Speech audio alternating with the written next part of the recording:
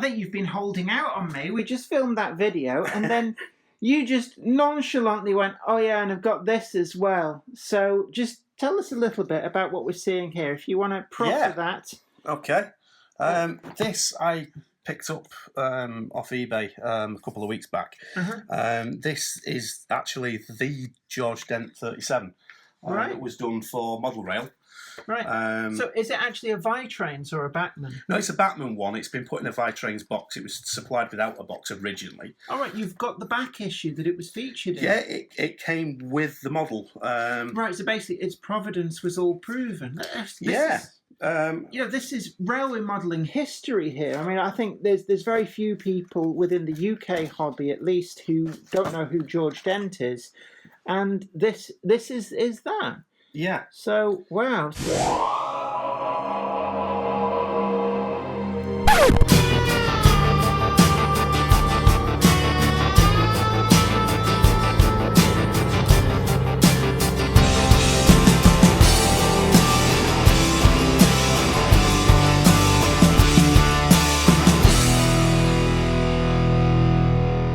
Tell us how you came by this. I literally saw it on eBay, and I was lucky enough that nobody else bid on it at the time. I think it was just the time of the week that it was finishing and things like that. And it was just one of those. I saw it and snapped it up, and I got really lucky.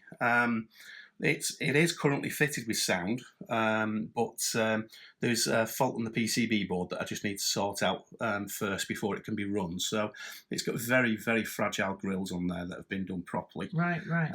George Dent's done a fantastic job on it. Yeah, so, I mean, he is like the king amongst modelers. Yeah, I think this was done, is it 2012? 2011 this was done. Yeah, I do remember. I was a subscriber to Model Rail at the time, so I actually remember getting this issue. I probably still got it in my stack of magazines. But I mean, it's very rare that you're able to get up close and personal with the models that feature on the pages of magazines, other than either at an exhibition or if you're very, very lucky enough to get hold of it in this way. Yeah, it comes with the. The loco was originally auctioned off after this. I think it appeared at Wally. I think that year. Yeah. And then it was auctioned off to the highest bidder. I'm not sure what it went for. And I think the proceeds might have gone to the owners of the actual 37. I think. Because of course the 003 is actually a preserved example, which is based in Norfolk. So the actual real locomotive itself and the model, there's such little difference in the detail. He's done a fantastic job on it, and I remember when this first came in the magazine, of trying to get a friend of mine who was brilliant with detailing to try and recreate it with a centre box version, Bachmann one.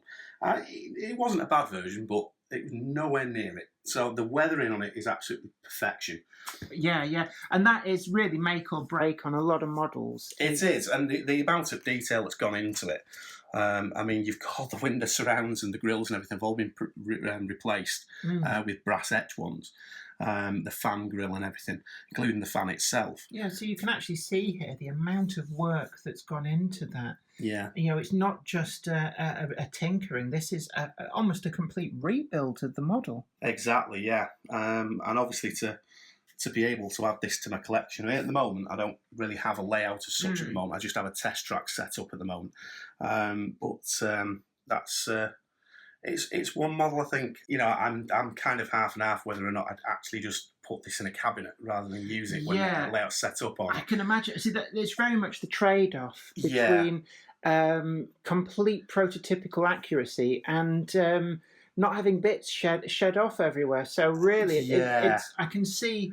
On there it says fragile grills, and he's not kidding, is he? I mean, no, they really are. That's the reason why I'm not taking it out of the box at the moment. Yeah, because I still have work to do on it at the moment, and I don't quite have the fiddly fingers and thumbs enough to be able to repair it if I break it. So, but I mean, that's great. I mean, thank you very much for showing us that. It's just lovely to actually see where some of these models end up, because you read about them in the magazines, and then they kind of disappear out into the world somewhere. So it's nice to finally see what actually happened to this model. Handy tip: keep an eye on eBay. You never know what's going to turn up. Very much.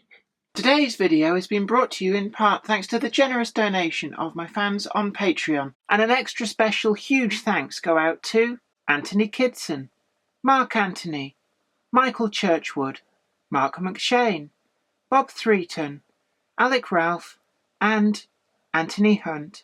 If you'd like to help support the show, head on over to patreon.com/Jennifer Kirk. Thank you.